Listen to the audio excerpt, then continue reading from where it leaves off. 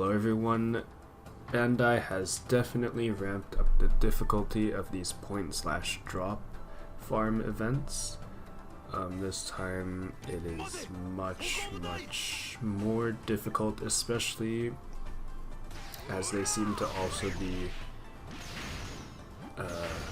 becoming less lenient with the boosted list as well. I hope you guys don't mind that I call this a free-to-play friendly team. There really are only two legends on this team, being STRAWHATS, which I believe to be a legend that most people wanted to bowl for. They're a rainbow captain and they have a very powerful final tap, probably the best final tap arguably. And Halloween Mihawk support, very old legend, not like one of the oldest, but he's one of the older super types, and I believe there are replacements for him. He was just the one that was most accessible for me. His purpose is to reduce 1 turn of % damage reduction on the final stage, which is when you launch Straw Hat Special. I am a bit late to uploading my video this time around. I keep saying this time around. But this team worked out pretty nicely. I chose Sasaki friend captain because I have a permanent quick and strength unit on the team. If you wanted to, you could probably use Maria or Who's Who as well. You just have to be careful that there is always a strength, quick, and dex character when attacking, because all 3 of the new captains only give their attack boost when there are the strength, dex, and quick characters on the crew. The dual character that is off field does not count.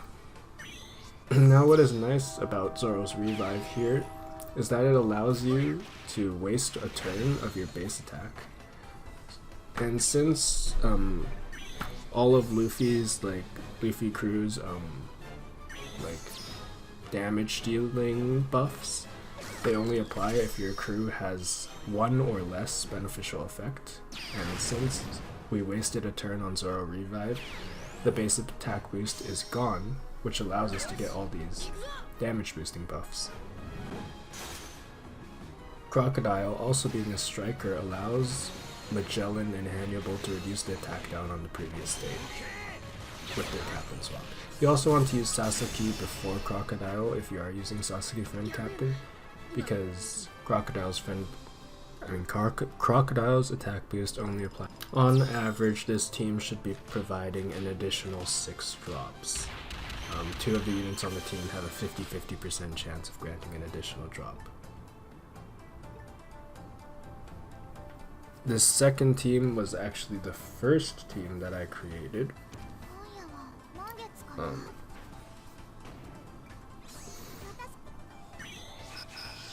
I do think the first team is actually better, but I did expect Kaido to do better since he is a powerhouse captain. So I expected him to synergize with the Tobiroko batch.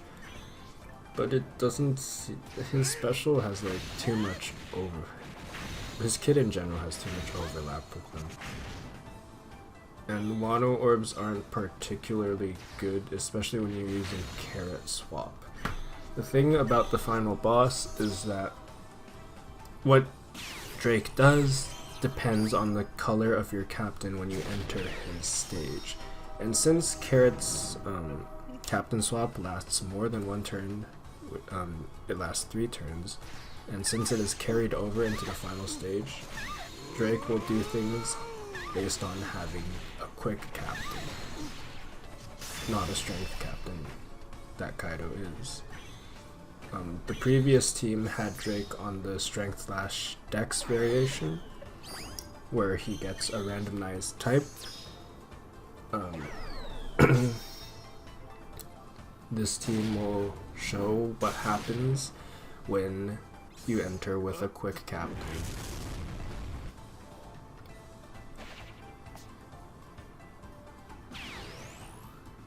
there is a bit of stalling on both of these teams. I think one turn on each team should be enough.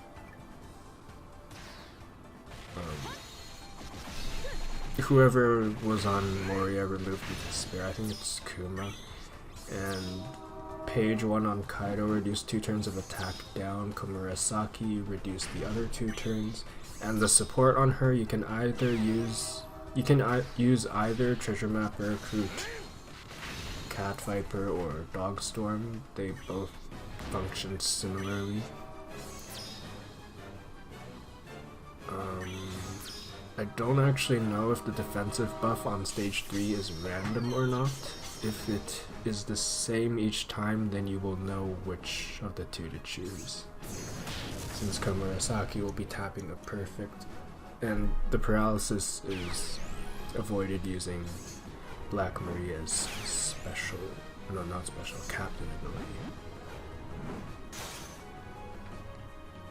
You can launch Drake special here if you want to, it's more than enough. Compared to the previous team, this team actually grants less drops while being more quote-unquote pay to win.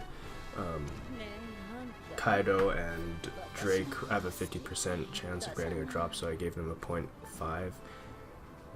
This team grants an additional +5 drops if you consider them to be 0.5, which you should.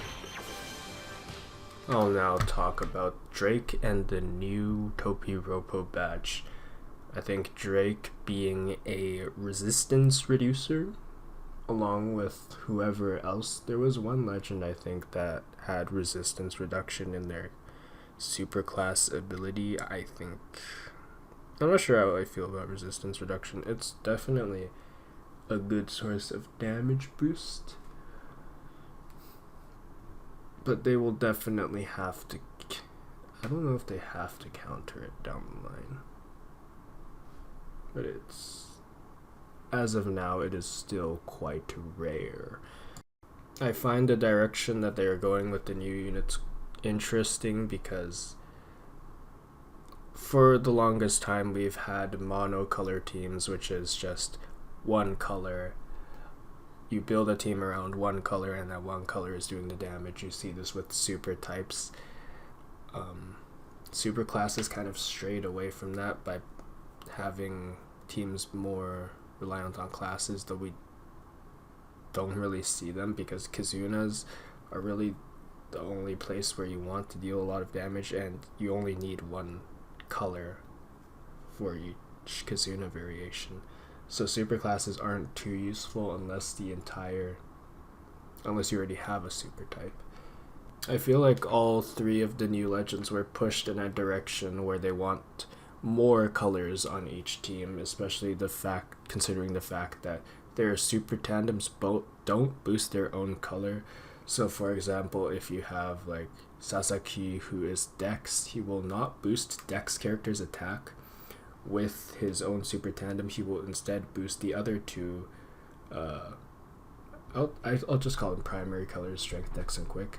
So since he is Dex himself, he will not actually boost Dex, he will only boost Strength and Quick, which is I find to be in the spirit of tandem attacks, like multiple characters attacking. You want to have a combination where one can support the other 2 colors. I find that very creative, although I can see how it is an unnecessary restriction because like boosting like the color that you are probably makes that unit a lot more flexible. Another small nitpick I have is that the sailor abilities of a lot of this new batch, they have like these things where if they attack at a type disadvantage or a color disadvantage, they will deal more damage. I never found those abilities to be ever useful, and I don't think they are. It just seems so pointless. Like, it's such a waste. You never want to be attacking at a type disadvantage. I get it's to like minimize the damage loss so that you can take advantage of their super tandem, because they want you to use other colors to boost other colors, if that makes any sense. But unless they start changing the content, I don't see them ever being that useful. Especially since like each month's content is so catered to the batch that releases. Like even rainbow captains struggle to see play because, well, the new units are always going to be the most effective, and the older units, well, it's just random chance if they happen to be boosted or not.